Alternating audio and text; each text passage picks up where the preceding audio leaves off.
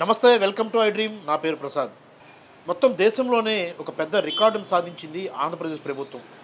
విద్యారంగంలో సమూలమైన మార్పులు, విద్యా వ్యవస్థకు ఆ వ్యవస్థ అభివృద్ధికి చేసిన ప్రయత్నాలు ఇవన్నీ కూడా సంపూర్ణ ఫలితాన్నిచ్చాయి. కేరళ, మిజోరాం లాంటి రాష్ట్రాలను అధిగమించి దేశంలోనే నెంబర్ 1లో నిలిచింది ఆంధ్రప్రదేశ్ ప్రభుత్వం.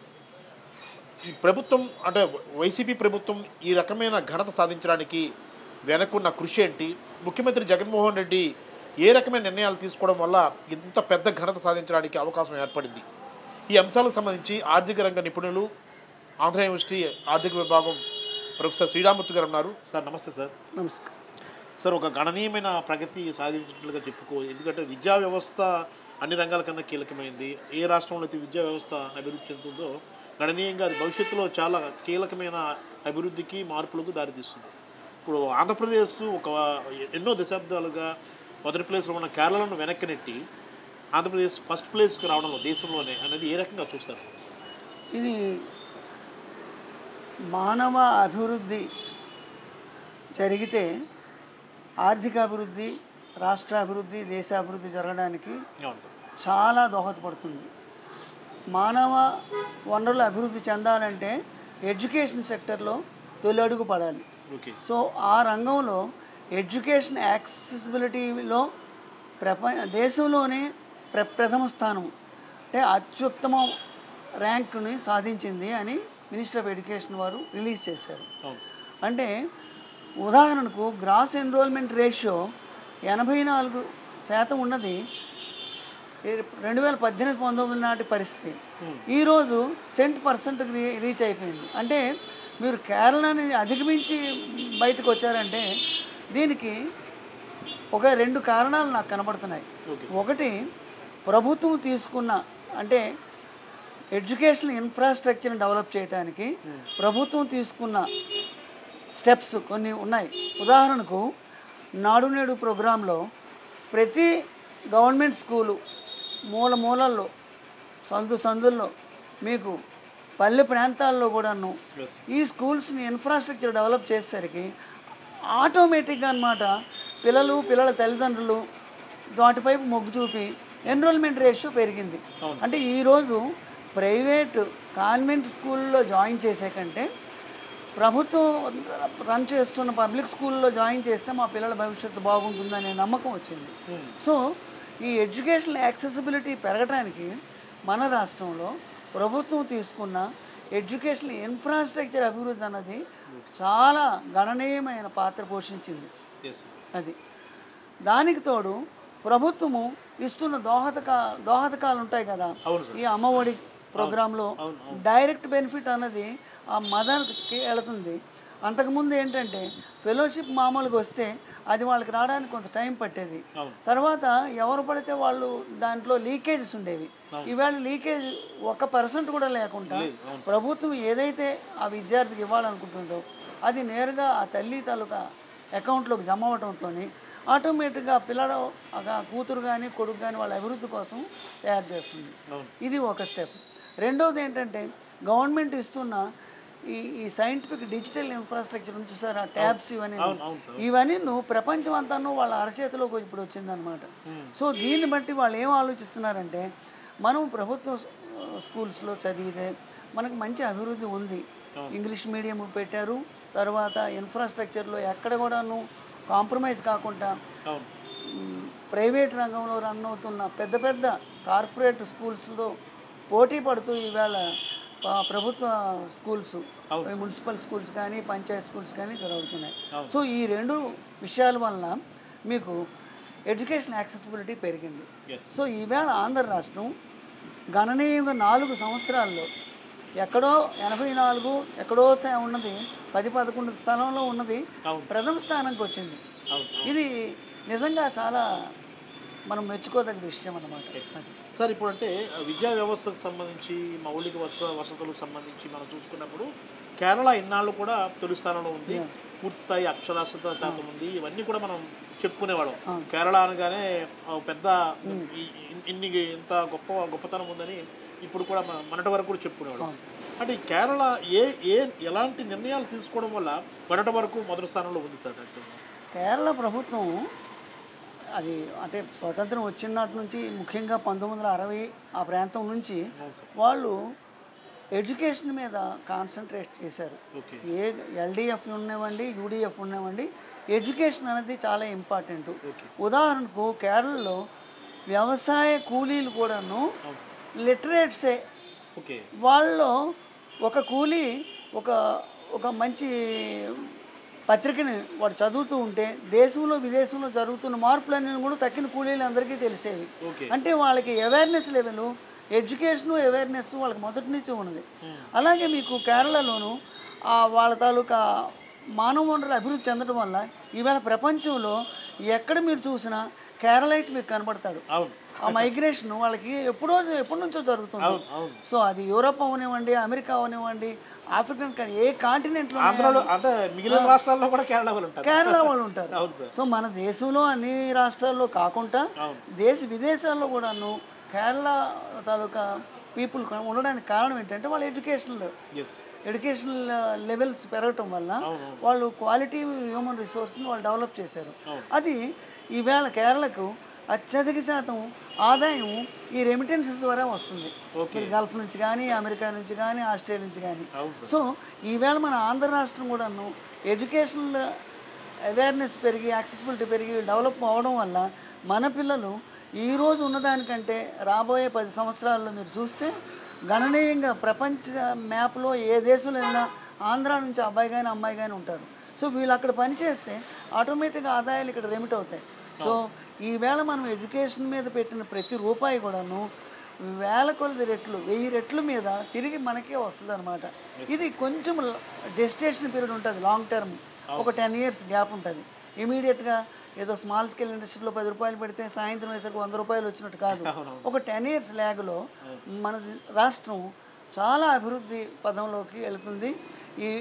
ఈవేళ మనం తయారు చేస్తున్న మానవ వనరులు because of the quality education రేపు మన రాష్ట్ర అభివృద్ధికి వాళ్ళు గణనీయమైన కృషి చేస్తారని నేను నమ్ముతున్నాను. Right sir. అంటే మొన్నటి వరకు ఈ ప్రభుత్వ విద్యకు సంబంధించి నాడు నేడు ఇవన్నీ నిర్ణయాలు తీసుకున్నప్పుడు చాలా విమర్శలు చేశారు, ప్రతిపక్షాలు విమర్శించారు. ఇంగ్లీష్ విద్యకు సంబంధించి కూడా చాలా విమర్శలు చేసిన పరిస్థితి మనం చూస్తూ ఉన్నాం. కానీ ఇప్పుడు మనం తాజాగా చూస్తున్నప్పుడు ఈ ఫలితాలు మనం చూసినప్పుడు ఈ విమర్శలకు బ్రేక్ పడినట్లుగా మనం చెప్పుకోవాలి సార్. ఇప్పుడు విమర్శ అన్నది ఏంటంటే ఒక చర్య తీసుకునేటప్పుడు అది ప్రాక్టికల్గా మనం ఆలోచిస్తే దానివల్ల లార్జెస్ట్ సెక్షన్స్కి లార్జెస్ట్ బెనిఫిట్ వస్తుందా లేదా చూడాలి.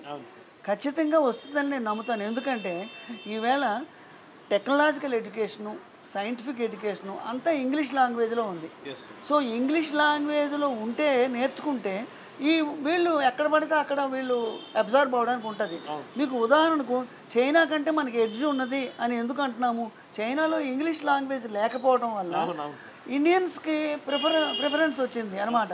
సౌత్ ఏషియాలోంచి ఇండియా కానీ, శ్రీలంక కానీ, బంగ్లాదేశ్ నుంచి కానీ, ఈవెన్ పాకిస్తాన్ నుంచి కూడాను, ఇతర దేశాలు అమెరికాలోనూ మీకు మానవ వనరులు ఉంటారు. అంటే ఎడ్యుకేషన్ ఇంగ్లీష్ మీడియంలో పెట్టడం వల్ల మన వాళ్ళు access to scientific knowledge, access to skills, access to advanced digital technology ఇదంతా మీకు సాధ్యపడుతుంది. కాబట్టి దీన్ని మనం అప్రిషియేట్ చేయాలి. Right sir. ఇంకోటి అంటే ఇప్పుడు ప్రభుత్వం తీసుకున్న తాజా నిర్ణయాలు 4 ఏళ్లలో గణనీయమైన ప్రగతి మనం చూసాం సార్. అంటే ఈ ప్రభుత్వం ఇంకా మున్ముందు ఎలాంటి నిర్ణయాలు తీసుకోవాల్సిన అవసరం ఉంటుంది ప్రభుత్వ విద్య విషయంలో? ప్రభుత్వ విద్య విషయంలో ఈవేళ మనం అత్యుత్తమ స్థానంకి వెళ్ళినాను. ఈ ఎఫర్ట్స్ని అంటే ఏవైతే మనం ఇనిషియేటివ్స్ తీసుకున్నామో మెజర్స్ వీటిని కంటిన్యూ చేస్తూ ఇంకా ఎక్కడైనా లీకేజెస్ ఉంటే ఆ లీకేజెస్ని కూడా మనము క్లోజ్ చేసి ఆటోమేటిక్గాను ఇన్ఫ్రాస్ట్రక్చర్ ఒక పక్క ఉండాలి. తర్వాత క్వాలిటీ హ్యూమన్ రిసోర్స్ టీచర్స్ కూడాను క్వాలిటీ వాళ్ళకి ఇంకా స్పెషలైజ్డ్ ట్రైనింగ్ ఇప్పుడు ప్రభుత్వం తీస్తున్నది కానీ ఇంకా చేయవలసిన అవసరం ఉంది. ఎందుకంటే రాబోయే తరంలో మీకు క్వాలిటీ స్టూడెంట్ కావాలంటే క్వాలిటీ టీచర్ ఉండాలి. మహానుభావుడు కట్టమంచి రామలింగారెడ్డి గారు చెప్పినట్టు ఇప్పుడు యూనివర్సిటీ అంటే బ్రిక్స్ అండ్ మోటార్స్ కాదు, it is the students, it is the teachers that makeup the university. అలాగే ఎడ్యుకేషన్ కూడాను ఇటు స్టూడెంటు అటు టీచరు ఇద్దరూ క్వాలిటీ ఉంటే తప్ప మనకి ఎడ్యుకేషన్లో డెవలప్మెంట్ ఉండదు. సో ఈవేళ మనం సాధించిన ఈ మొదటి స్థానాన్ని సస్టైన్ చేసుకోవాలంటే ప్రభుత్వం ఈ కృషిని కంటిన్యూ చేయాలని నేను భావిస్తున్నాను. Right sir. అంటే జగన్మోహన్ రెడ్డి గారు ప్రభుత్వ విద్య మీద ఎక్కువ ఖర్చు పెడుతున్నారు. ఇది అంటే సానుకూలమైన నిర్ణయంగానే పరిగణించాల్సి ఉంటుంది సార్. అంటే విద్యకు సంబంధించి వైద్యానికి సంబంధించి ఎక్కువగా ప్రాధాన్యత ఇస్తున్నారు ఆయన. అలాగే రైతాంగానికి సంబంధించి అన్ని వర్గాలకు ఇస్తారు. కానీ వైద్యం అనే విషయంలో ప్రథమ ప్రాధాన్యతగా ఉంది. విద్యకు ఎంత ఖర్చు పెట్టినా తక్కువే అన్న భావన ఖచ్చితంగా ఉంటుందా సార్? సోషల్ సెక్టర్లో మనం ఖర్చు పెట్టాలి అని అంటే మనకు కనబడే రెండు రంగాలండి. ఒకటి విద్య, రెండు వైద్యం. సో వైద్య రంగానికి రిక్రూట్మెంట్ చేస్తున్నారు. కానీ విద్యారంగంలోనూ ఎప్పటి నుంచో మనం నెగ్లెక్ట్ చేయబడ్డాం కాబట్టి ఇప్పుడు ఎక్కువ దీని మీద కృషి చేయాల్సిన అవసరం ఉంది. ఎందుకంటే క్వాలిటీ హ్యూమన్ రిసోర్స్ అంటే మనకు మానవ వనరులు ఎప్పుడైతే క్వాలిటీ ఉందో అది ఆటోమేటిక్గా అన్ని రంగాల్లోనూ దాని తాలూకా రిఫ్లెక్షన్స్ ఉంటాయన్నమాట డెవలప్మెంట్. సో వీళ్ళే ఎంటర్ప్రెన్యూర్స్ అవుతారు, వీళ్ళే ఇండస్ట్రీస్ పెడతారు, వీళ్ళే ఇంజనీర్స్ డాక్టర్స్గా అయ్యి ప్రపంచ దేశాల్లో ప్రథమ స్థానంలో ఈవేళే మనం మైక్రోసాఫ్ట్లోను గూగుల్లోనూ ఉన్నాము. కానీ ఇంకా ఇంతకంటే మనం మన పర్సంటేజ్ పెరుగుతుందన్నమాట. సో ఎక్కడ చూసినా ఆంధ్ర రాష్ట్రం నుంచి మన వాడు ఉంటాడు, రిప్రజెంటేటివ్ ఉంటాడు ప్రపంచంలో. సో దానివల్ల పెట్టుబడులు ఇక్కడ జరుగుతూ ఉంటాయి. ఆటోమేటిక్గా ఏంటంటే ఎడ్యుకేషనల్ ఇన్ఫ్రాస్ట్రక్చర్తో పాటు ఎడ్యుకేషనల్ యాక్సెసిబిలిటీని పెంచే తగ్గినవి చూసారా మీకు ఇన్ఫ్రాస్ట్రక్చర్ విలేజెస్ కనెక్టివిటీ పెరుగుతుంది. ఇవి రాష్ట్ర ప్రభుత్వము మరియు కేంద్ర ప్రభుత్వం తీసుకున్న చర్యల వల్ల ఈవేళ ఇన్ఫ్రాస్ట్రక్చర్ డెవలప్మెంట్ బాగా జరుగుతుంది. కనెక్టివిటీ ప్రతి మూల గ్రామాలు కూడాను మీకు రోడ్లు వెళుతున్నాయి, ఎలక్ట్రిసిటీ వెళుతుంది, ఈ డిజిటల్ టెక్నాలజీ వెళుతుంది. సో ఈవేళ మన షెడ్యూల్ క్యాస్ట్ కానీ, షెడ్యూల్ ట్రైబ్స్ కానీ, బ్యాక్వర్డ్ క్లాస్ కానీ వీళ్ళలో మంచి క్వాలిటీ రిసోర్సెస్ రావాలంటే హ్యూమన్ రిసోర్సు ఈవేళ ప్రభుత్వం తీసుకున్న ఎడ్యుకేషనల్ మెజర్స్ ఉన్నాయే అవి కొన్నాళ్ళు ఇంకా సస్టైన్ అవుతే ఈ ఎడ్యుకేషన్ నుంచి వచ్చే ఫలితాలు డైరెక్ట్ ఫలితాల కంటే ఇండైరెక్ట్ ఫలితాలు ఎక్కువ ఉంటాయండి. సో అవి ఇంత అని చెప్పలేము అనమాట. ఇన్ మల్టిప్లైయర్ ఎఫెక్ట్ అంటాము ఎకనామిక్స్లో. సో 1% కానీ మనం ఇక్కడ ఎడ్యుకేషన్ ఇన్వెస్ట్ చేస్తే 100% రిటర్న్ మనకి వస్తుందన్నమాట ఓవర్ ఇయర్స్. అది క్యుములేటివ్గా ఉంటుంది. కాబట్టి ఎడ్యుకేషనల్ ఇన్ఫ్రాస్ట్రక్చర్ మీద, ఎడ్యుకేషనల్ డెవలప్మెంట్ మీద ఈ ప్రభుత్వం తీసుకున్న చర్యలు ఇలా సస్టైన్ అవుతేనే మంచిదని నేను భావిస్తున్నాను. సార్ ఫైనల్గా ఇన్నేళ్ళు అంటే దశాబ్దాలు గడిచిపోతున్నాయి స్వాతంత్రం వచ్చి. ఆంధ్రప్రదేశ్ సంబంధించి ఉమ్మడి ఆంధ్రప్రదేశ్ కానీ ఇప్పుడు ప్రస్తుతం విభజన ఆంధ్రప్రదేశ్లో ఇంతవరకు అంటే విద్యారంగానికి సంబంధించి ఎందుకు వెనకబడి ఉన్నామంటే ఏం చెప్తారు సార్? అంటే యాక్చువల్గా నేను అబ్జర్వ్ చేసిన దాన్ని బట్టి ఏంటంటే దేశంలోనే స్వాతంత్రం వచ్చిన తర్వాత ప్రథమ పంచవర్ష ప్రణాళిక 1951లో పెట్టినప్పుడు అప్పట్లో బాగా చర్చ జరిగిందనమాట. National educational policy, national education commission అనేది పెడదామని చెప్పి మొత్తం ఎడ్యుకేషన్ అంతాను మరి స్టేట్లోనూ తర్వాత కంకరెంట్ లిస్ట్ ఇలా కాకుండాను కేంద్ర ప్రభుత్వంలోనే పెట్టుకొని అంటే నిధుల కోసం అనమాట దాని మీద ఖర్చు పెట్టాలి ఎడ్యుకేషన్ మీద అని అంటే అప్పుడు కొంత చర్చ జరిగి ఏం జరిగిందంటే మనకు దానికంటే ఇంపార్టెంట్ వ్యవసాయము తర్వాత పరిశ్రమల మీద వ్యవసాయం మీద పెట్టాలని చెప్పేసి అప్పుడున్న అవసరాలను బట్టి పెట్టుకున్నారు. అది కొన్నాళ్ళ పాటు అలా కంటిన్యూ అయిపోయింది అనమాట. ఎప్పుడు దాకాను 1990 వరకును. ఎప్పుడైతే గ్లోబలైజేషన్ వచ్చిందో, కాంపిటీషన్ ఎప్పుడైతే వచ్చిందో మనము మానవ వనరులు వెనకబడ్డాము, మనం జాగ్రత్తలు తీసుకోవాలని చెప్పి అప్పుడు కేంద్ర ప్రభుత్వంలో కూడాను ఈ టెక్నికల్ ఎడ్యుకేషన్ ఎక్కువ ఐఐటీసు, సెంట్రల్ యూనివర్సిటీసు, స్టేట్ గవర్నమెంట్స్ కూడాను దీని మీద దృష్టి పెట్టాయి. అంటే మనకి గ్లోబలైజేషన్ వచ్చిన తర్వాత కానీ మనకు తెలియలేదు మనం ఎంత వెనకబడిపోయామని చెప్పడానికి. So over a period of time neglect జరగడం జరిగింది. ఇప్పుడు గవర్నమెంట్ తీసుకున్న చర్యలు మన రాష్ట్రాన్ని ముందుకు తీసుకెళ్లే పరిస్థితిలోకి తీసుకొచ్చాయి. ఇది మనం అప్రిషియేట్ చేయాలా. ఇది మనం కంటిన్యూ చేయడానికి మనం ప్రభుత్వాన్ని మనం సహాయ సహకారాలు మనం అందించాలి. అది thank you very much sir. ఇది చూసుకుంటాం కదా, ఆంధ్రప్రదేశ్ ఒక రోల్ మోడల్గా నిలిచింది విద్యా వ్యవస్థలో, ముఖ్యంగా మౌలిక సదుపాయాల కల్పన, అలాగే నాడు నేడు లాంటి అమ్మఒడి లాంటి ప్రత్యేకమైన ప్రోత్సాహకాలు, అభివృద్ధి. దీనివల్ల దేశంలోనే ఆంధ్రప్రదేశ్ ఇప్పుడు నెంబర్ 1 స్థానంలో విద్యారంగానికి సంబంధించి నెంబర్ 1 స్థానంలో నిలిచింది. దశాబ్దాలుగా కేరళ అలాగే మణిపూర్ లాంటి రాష్ట్రాలు తొలి దశలో ఉన్నాయి. ఎందుకంటే అది విద్యారంగానికి విపరీతంగా ఖర్చు పెట్టడం వల్ల. మనం అంటే గతం నుంచి చూసుకుంటే ఆంధ్రప్రదేశ్లో ఆ రకమైన చర్యలు లేవు.